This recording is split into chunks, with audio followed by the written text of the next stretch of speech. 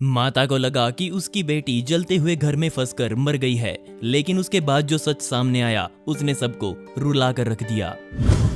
आज से नहीं बल्कि बहुत लंबे समय से ये माना जाता है कि कुत्ते इंसान के सबसे अच्छे दोस्त होते हैं। इसके पीछे भी कारण है, वो बहुत लॉयल होते हैं और ज्यादातर पालतू कुत्ते सारा दिन अपने मालिक के साथ चिपके रहते हैं। वो परिवार के लिए बहुत ज्यादा प्रोटेक्टिव होते हैं। इसी कारण बहुत से लोग कुत्तों को गोद लेना पसंद करते हैं और किस्मत से कुत्ते बहुत समझदार भी होते हैं और वो जानते हैं कि अगर उनका मालिक किसी मुसीबत में है तो उनको क्या करना चाहिए। और ऐसे ही एक पालतू कुत्ते का नाम था पोलो। अमेरिका की रहने वाली एरिका ने पोलो को तब गोद लिया जब वो सिर्फ 3 हफ्तों का था और उसे अपने घर ले आई और कई सालों तक पोलो उस परिवार का एक वफादार सदस्य बनकर रहा। और जब एरिका को पता चला कि वो गर्भवती है तो उसे पता था कि आने वाले नए मेहमान के साथ पोलो की अच्छी दोस्ती बनेगी। कई पड़ोसियों ने कहा कि पोलो छोटे बच्चे के लिए खतरनाक हो सकता है, वो कभी भी उसे नुकसान पहुंचा सकता है। लेकिन एरिका अपने कुत्ते को जानती थी, उसे पता था कि पोलो उसके बच्चे के साथ मिलजुल कर रहेगा। किस्मत से एरिका ने एक बच्ची को जन्म दिया और उसका नाम विवियाना रखा। और जब वो विवियाना को अपने घर लेकर आई तो उसे एहसास हुआ कि वो सही थी। पोलो विवियाना से मिलकर बेहद खुश था और पहले दिन से ही पोलो और विवियाना दोनों बेहद खुश नजर आ रहे थे। पोलो विवियाना के साथ सटकर कई घंटे सोने लगा और अगस्त 2016 में एक दिन कुछ भयंकर हुआ। दिन की शुरुआत बेहद सामान्य थी। एरिका के पति अपने काम पर गए, वो अपनी बच्ची की देखभाल में लगी हुई थी और जब विवियाना और पोलो दोनों सो रहे थे तब एरिका ने अपने घर के काम निपटाने की सोची और अपने घर से बाहर अपनी गाड़ी से कुछ निकालने के लिए गई। और जब वो वापस घर के अंदर आ रही थी तब उसने देखा कि ऊपरी मंजिल से आग की लपटें बाहर निकल रही हैं। वो बहुत ज्यादा घबरा गई क्योंकि विवियाना और पोलो भी ऊपरी मंजिल में ही सो रहे थे। वो ऊपर की ओर भागी ताकि अपनी बच्ची की जान बचा सके, लेकिन आग तब तक चारों ओर फैल चुकी थी। आग की लपटें इतनी भयंकर थी कि एरिका कमरे के अंदर जा ही नहीं पा रही थी। वो अपनी बच्ची के रोने की आवाजें सुन सकती थी और ऐसा नजारा देखना किसी भी माता का बुरा सपना सच होने जैसा होता है।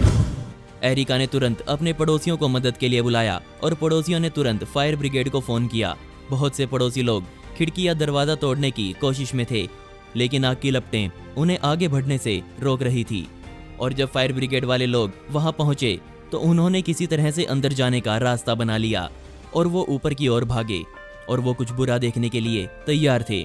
वहां एक बच्ची आग में फंसी हुई थी और उनको पता था कि ऐसी परिस्थिति में अच्छी खबर बहुत कम मिलती है। जब वो विवियाना के कमरे में पहुंचे तो उन्होंने देखा कि बच्ची अभी भी जिंदा है और उसके जिंदा रहने का कारण सिर्फ एक ही था और वो था पोलो। हुआ ये था कि जैसे ही आग लगी पोलो विवियाना के साथ सट कर बैठ गया।